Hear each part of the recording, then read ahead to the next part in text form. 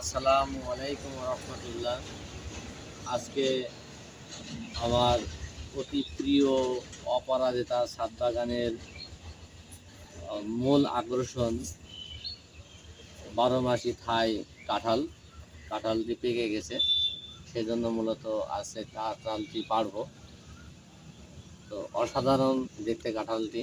ছাদ বাগানে যে কাঁঠাল তৈরি করা যায় এর আগে আমি জানতাম না, তবে এখন নিজেই প্রমাণিত যে হ্যাঁ, ছাদ বাগানেও কাঁঠাল তৈরি করা যায়। তো আপনারাও যদি আপনাদের ছাদ বাগানের জায়গা থাকে বা আঙ্গিনায় জায়গা থাকে, তাহলে এরকম হাইব্রিড জাতের 12 মাসি কাঁঠাল লাগাতে পারেন। তো ঠিক আছে ফেসবুক বন্ধুরা, সবাই ভালো থাকবেন। আল্লাহ হাফেজ। হলুদ হয়ে যায়। হ্যাঁ, কাঁঠালটি আমরা এখন পারবো, যেহেতু কাঁঠালটি পেকে গেছে। এই যে খুব বেশি বড় নয়, যেহেতু গাছও অনেক ছোট, স্বাভাবিকভাবে কাঁঠালও অনেক ছোট। ঠিক আছে।